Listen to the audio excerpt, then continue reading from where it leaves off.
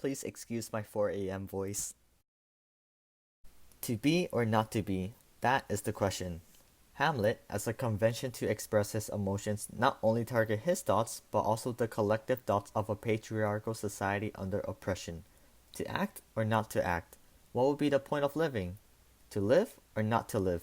Why should there be injustice just because that person has a different set of genes?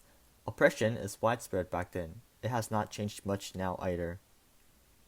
The Great Gatsby by F. Scott Fitzgerald and The Edible Woman by Margaret Atwood both depicts acts of oppression throughout their patriarchal societies.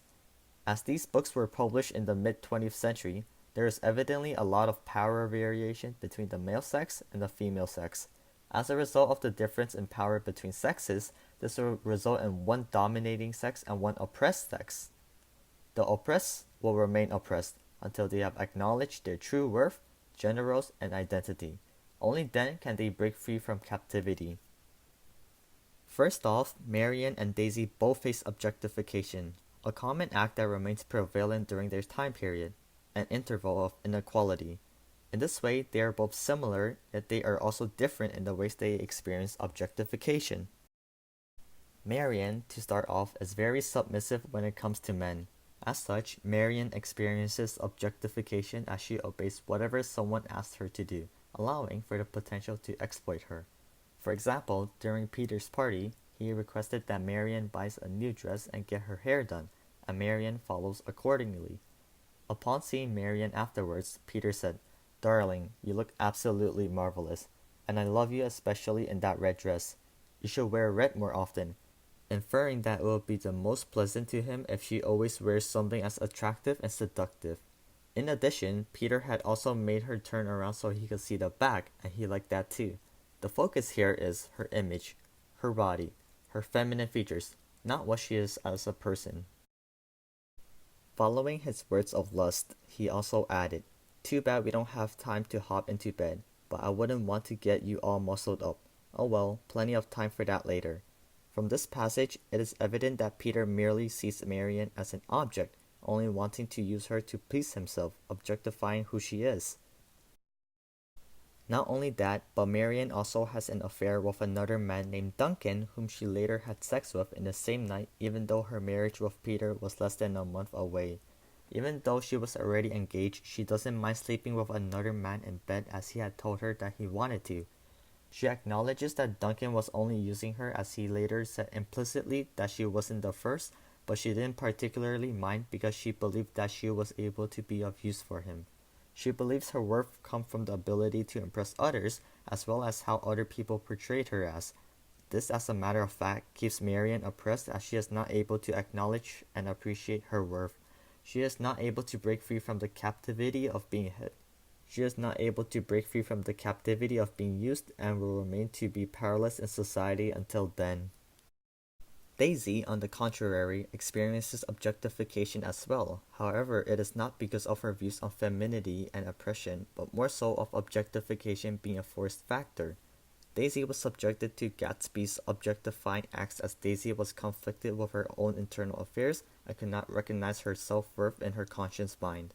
When Gatsby met Daisy, he had played it safe to get closer to Daisy. However, there came a point where his desires became lustful and immense, which led him to objectifying Daisy.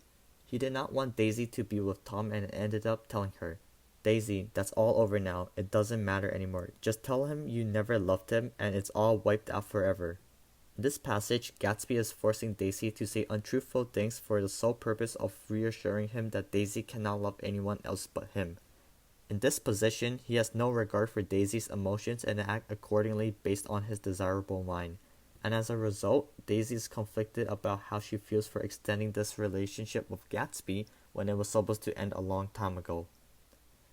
In a sense, Daisy does not realize whether it will mean more for her to be with Tom or Gatsby at the moment and ends up being objectified because of it. This ultimately leads to Daisy's prolonged oppression as she is still conflicted with the notion of choice and worth.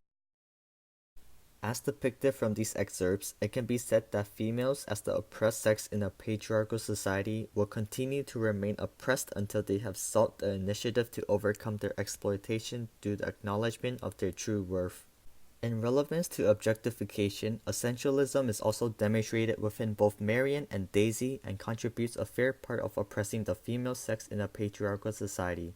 In this way, traditional gender roles for females are stereotyped as weak, incapable, and hopeless.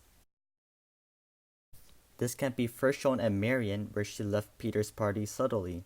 The following day, she was attacked by Peter's vicious words. "You shouldn't go wandering around the streets at night. You might get raped."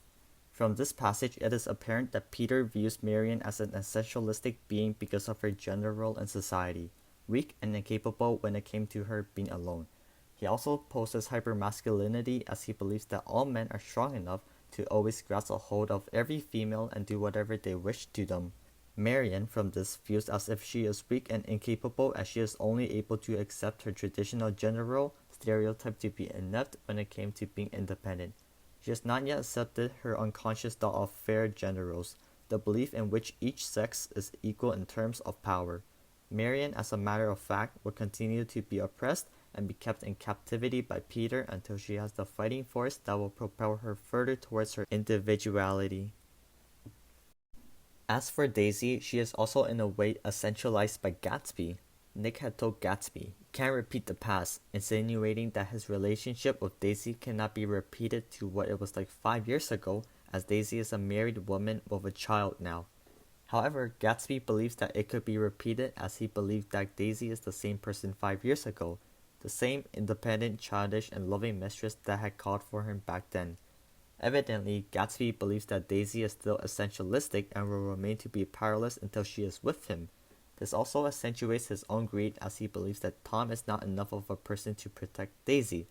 Subjected under Gatsby's torment and barrage of words, Daisy does not feel as if she is strong enough to go against his will. This became an even bigger problem when Tom later found out about their relationship, which led to a strong essentialistic view posed on Daisy. She was inept, powerless, and unable to do anything to make the situation better, and as a result, fled the scene. This can be portrayed as an evasion of figuring her true gender role as she is conflicted with remaining towards the traditional gender roles and as a result remains oppressed in the patriarchal society, not being able to seek justice and freedom. Evidently, traditional gender roles come in conflict with feminist views on gender roles. By repressing one's personal views on gender roles and following the patriarchal norm, females will remain oppressed and subjected to the male sex torments. Eventually, both Marian and Daisy ended up discovering their true identity and what they had desired and longed for. This ultimately led both of them to break up with whomever they were in conflict with. For Marian, the person was Peter, her fiancé. She gradually began to lose her appetite after being engaged to Peter, which is a sign of being misled. It was until near the day of marriage where she found out who she is as a person, and as a result, everything became more clear. She said to Peter, "You've been trying to destroy me, haven't you? You've been trying to assimilate me, but I've made you a substitute." This goes to show how she is not putting up with Peter's ways anymore, as she has found her individuality. As a result, Marian is realizing now that she is worth more than merely an object, not agreeing with the traditional gender role of how women are to satisfy men, as well as how discovering her true identity can lead to greater outcomes. Although she had been alright with being an object before and being subjected to societal norms, she came to a realization that what she was doing was immoral and unhealthy. She always believed that she wasn't involved with Peter, but slowly she figured as a matter of fact that she definitely was involved. By ending the marriage, she found herself back with her usual appetite, signaling whatever she had done was the right choice. As a result, Marian is no longer being oppressed by the men surrounding her, and because of this, she is able to seek justice and break out of captivity. Daisy, on the other hand, acknowledged her true worth, gender roles, and her true identity when she reached past her peak point when putting up with Gatsby. Daisy had said to Gatsby, "Oh, you want too much. I love you now. Isn't that enough? I can't help what's past. I did love him once, but I loved you too." This passage evidently shows how Daisy acknowledged Gatsby's greed and how Gatsby was in her past and should be left behind. Gatsby in the moment was corrupting her and getting in the way of her current relationship. Daisy, afterwards, coming to her sane mind, found out about her true identity, of which she wanted to be with Tom. As a result, Daisy was able to leave the captivity that Gatsby had posed on her. She left Gatsby without notice and did not look back. As a matter of fact, Daisy is no longer being oppressed as she has acknowledged her worth, her gender roles, and her true identity. She is now making her own choices by going on with what she wants, and that thing being Tom, not Gatsby. In this way, she has a voice and has the power to stand up for herself. As depicted, by realizing one's true identity, one is able to break free from captivity and oppression and live with the power of the dominant sex equally and equitably. Through explicitly shown excerpts of both novel The Great Gatsby and The Edible Woman by F. Scott Fitzgerald and Margaret Atwood respectively, it is evident that until the oppressed sex finds out about their own true worth, gender roles, and identity, they will remain oppressed and locked in captivity by the opposite sex around them. Not only are these demonstrated in works of literature dated back to the 20th century, but oppression still exists within the 21st century and will continue to remain until change has been brought upon by society. Whether inequality continues or ceases ultimately comes down to one final question. To oppress or not to oppress? That is the question.